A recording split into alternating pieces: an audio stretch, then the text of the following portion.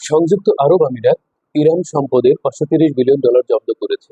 99 বছরের আবাসনের প্রতিশ্রুতি থাকা সত্ত্বেও স্বর্ণ ভিসা সহ সকল আবাসন অনুমতি বাতিল করেছে।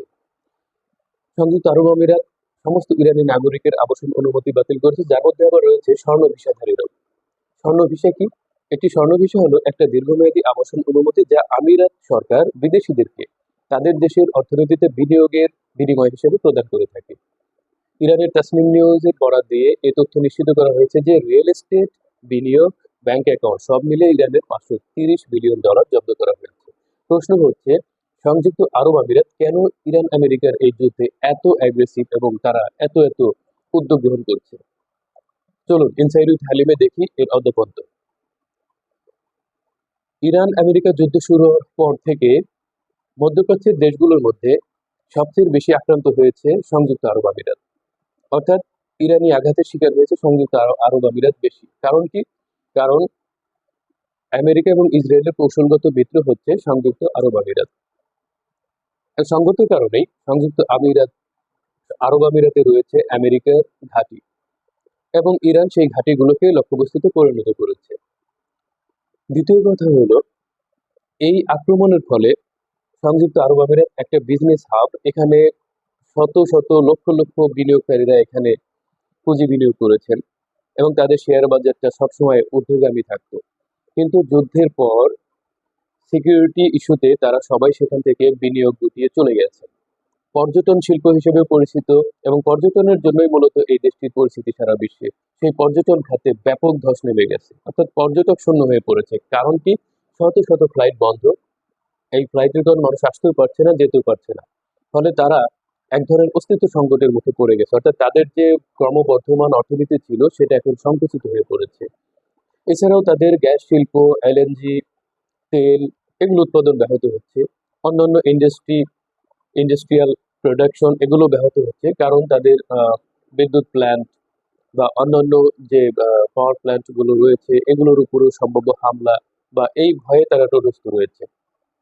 এছাড়াও আমিরাতের ক্ষেত্রে আরো গুরুত্বপূর্ণ হচ্ছে যে তাদের শেয়ার বাজারে এমন পরিমাণ ধস নেমেছে যেটা তাদের অস্তিত্ব সংকটের চরম পর্যায়ে নিয়ে গেছে। যেমন যুদ্ধ শুরু হওয়ার পর থেকে এখন পর্যন্ত প্রায় $120 বিলিয়ন সমপরিমাণ অর্থের ক্ষতি হয়েছে সংযুক্ত আরব আমিরাতের, সার্বিক যুদ্ধের ক্ষতি এবং পুঁজিবাজার মিলিয়ে।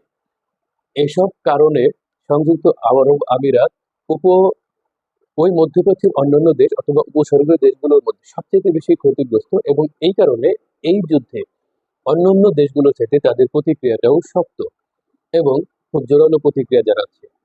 সম্প্রতি সময়ে আমেরিকা ইসরায়েলের সাথে পৃথিবীর একমাত্র দেশ, সেটা মুসলিম হোক বা অন্য কোনো জাতি হোক, একমাত্র দেশ সংযুক্ত আরব আমিরাত যারা ইরানের সাথে সরাসরি প্রত্যক্ষ সামরিক যুদ্ধে অংশগ্রহণের প্রতিশ্রুতি ব্যক্ত করেছে এবং সেইভাবে নেগোসিয়েশন চালিয়ে যাচ্ছে। এবং এটা তাদের জন্য কতটা সুফল বয়ে আনবে সেটা আরেকটা বড় প্রশ্ন। কারণ এমনিতে তারা ক্ষতির শিকার এবং এর মধ্যে যদি সরাসরি ইরানের সাথে জড়ায় এবং তারা হবে উপসাগরীয় অঞ্চলে কিংবা মধ্যপ্রাচ্যের একমাত্র দেশ যারা নাকি ইরানের সাথে সরাসরি লাগছে। আমেরিকা সেখান থেকে বহু দূরে অবস্থিত। ইসরায়েলও তাদের প্রোটেকশন নিয়ে আছে, তাদের আয়রন ডোম, থার্ড, ডেভিড, অ্যারোস্লিং বহুবিধ আকাশ প্রতিরক্ষা ব্যবস্থা আছে, তাদেরকে রক্ষা করা সহজ হবে। কিন্তু সংযুক্ত আমিরাত একদম ইরানের সাথে লাগোয়া, ইরানের সহজ টার্গেট এবং ধারণা করা হচ্ছে যে যদি সে সরাসরি যুদ্ধে লিপ্ত হয় তবে ইরানের একটা সবচেয়ে বড় ব্যাটেল ফিল্ডে পরিণত হবে হচ্ছে সংযুক্ত আরব আমিরাত। আরব আমিরাতের যে সিদ্ধান্ত সরাসরি যুদ্ধে জড়ানো, এটা তাদের সিদ্ধান্ত এবং তারা জানে কি হতে যাচ্ছে। তবে বিশ্ব দেখতে যাচ্ছে একটা ভয়ানক যুদ্ধ, যে যুদ্ধে যাদের জন্য যুদ্ধ তাদের চেয়ে এর ভুক্তভোগী বা মধ্যে যারা ছিল, মানে যারা এই যুদ্ধের সাথে ওতপ্রোতভাবে ওইভাবে সংশ্লিষ্ট নয়, তারা জড়িয়ে পড়ছে এবং ক্ষতির শিকার হচ্ছে। দেখা যাক সংযুক্ত আরব আমিরাত ইরানের $530 বিলিয়ন জব্দ করে যে প্রতিক্রিয়া দেখিয়েছে, এর পাল্টা প্রতিক্রিয়া হিসেবে ইরান কি করে। আরেকটা বিষয় হচ্ছে, যেহেতু সংযুক্ত আরব আমিরাত ইতোমধ্যে সরাসরি আমেরিকার হয়ে আমেরিকার সাথে জোটবদ্ধভাবে সামরিক হস্তক্ষেপ করবে ইরানে, অর্থাৎ সরাসরি সামরিক যুদ্ধে অংশগ্রহণ করবে, ফলে এক্ষেত্রেও ইরান কিভাবে রিটালিয়েট করে এবং যুদ্ধটা কোন পর্যায়ে পৌঁছায় সেটার অপেক্ষায় পুরো বিশ্ববাসী। যুদ্ধ থামুক, পৃথিবীতে শান্তি আসুক।